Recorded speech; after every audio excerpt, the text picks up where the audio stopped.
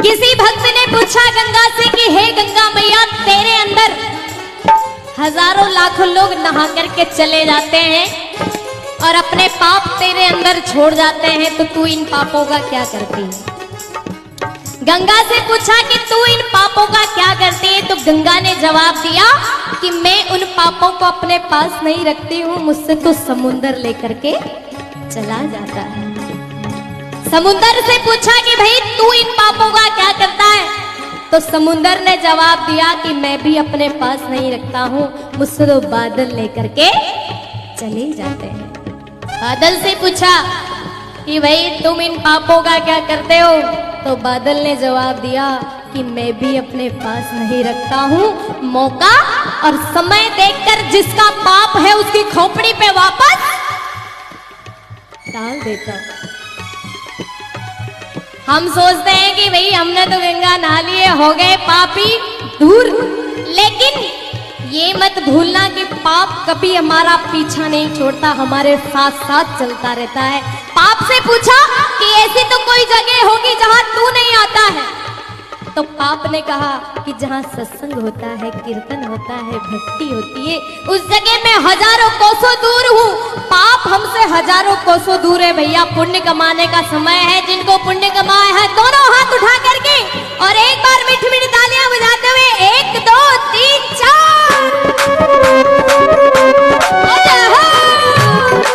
भैया।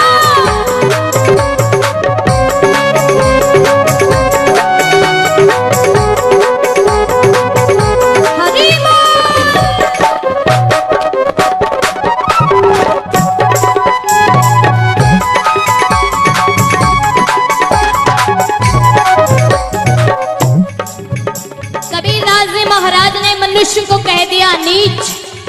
भाई साहब, को प्राप्त करने के लिए भगवान तरसते हैं, उसको कबीरदास जी ने नीच कह दिया तो कुछ लोग भड़क गए और कहने लगे कि हम आपको जान से मार देंगे।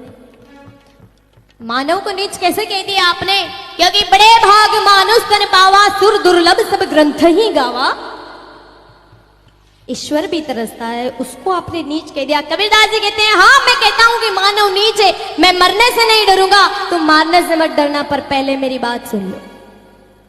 कबीरदास जी ने कहा मैं बता सकता हूं कि मानव अपने कर्मों से किस प्रकार नीच है। उदाहरण दिया, ध्यान से सुनना मेरी बात। हजारों लाखों करोड़ों रुपए की बात फोकट में बता के जा रही, ध्यान से सुन लेना।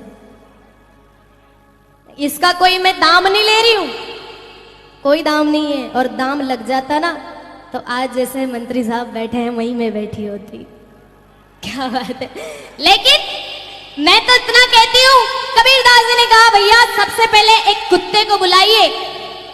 जैसे ही कुत्ते को बुलाया और कहा कि एक थाली में केले, नारंगी, अंगूर, सेव फल, जितने भी फल हैं इस कुत्ते के सामने रख दो।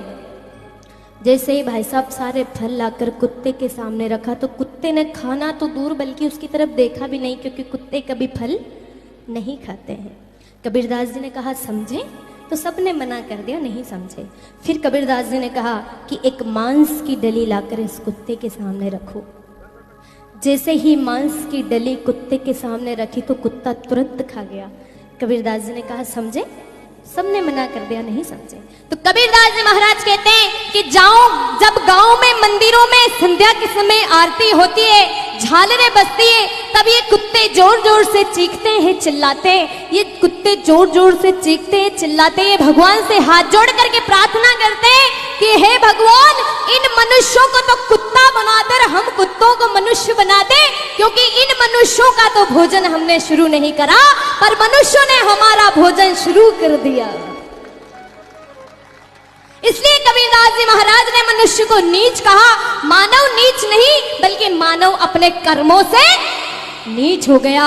भगवान ने खाने पीने के लिए दुनिया भर की चीजें बनाई, लेकिन भगवान कहता है मैंने तेरे लिए काजू बादाम दुनिया की चीजें बनाई, तू नहीं खाए तो मैं क्या करूं, और नाली में गिर जाए तो फिर? भगवान शंकर के नाम पर लोग भांग पीते। अरे मैं कहती हूं कि भगवान कृष्ण ने जो किया वो करके तो दिखा। मेरे भगवान कहते हैं कि एक बार मेरे नाम का खर्च करके तो देख, कुबेर के भंडार नहीं भर दूं तो कहना, और एक बार मेरी तरफ कदम बढ़ा कर तो देख, नहीं लगा लूं तो कह देना। लेकिन आज का इंसान यही सोचता है कि पड़ोसी की जेब का पैसा मेरी जेब में कैसे आ जाए, यही सोचता रहता है। ये नहीं सोचता कि पड़ोसी ने सारी जिंदगी लगा दी 5 रुपए कमाने में, तू आधी जिंदगी तो लगा। नहीं हो सकता। मैं कहती हूँ, मैं निवेदन करती हूँ उन भक्तों से जो आज इस प्रांगण में बैठे हैं, अगर आपके अंदर कोई बुराई है, अगर छोटी सी भी बुराई है, तो हनुमान जी के चरणों में रख देना। बस मेरी यही फीस है, यही भेंट है मेरी, मुझे कुछ नहीं चाहिए। मेरे गुरु ने कहा है बेटा, बाबा रामदेव कहते हैं, खरी खरी कहते हैं, भ्रष्टाचार के ऊपर कहते हैं, और बाबा रामदेव कहते हैं कि मैं तो कहूंगा क्या उखाड़ लेगी दुनिया मेरा। अरे ले लेगी तो एक लंगोट ले लेगी, कोई बात नहीं, मैं अंदर से काम चला लूंगा। कहते ही नहीं बाबा। लेकिन बाबा रामदेव जैसे इंसान मैंने देखे नहीं। वो इंसान के रूप में भगवान ने हर दुनिया बदल के रख दी, और उनके कदमों पे जो चल देना, आने वाली 7 पीढ़ियां सुधर जाएगी, मैं गारंटी के साथ कहती हूं। इसलिए जिन भक्तों को मेरी बात अच्छी लगी है, समझ में आई है, जिनके ऊपर से निकल गई उनसे तो मैं माफी चाहती हूँ, लेकिन जिनको समझ में आ गई एक बार आशीर्वाद देंगे मुझे दोनों हाथ उठा करके। और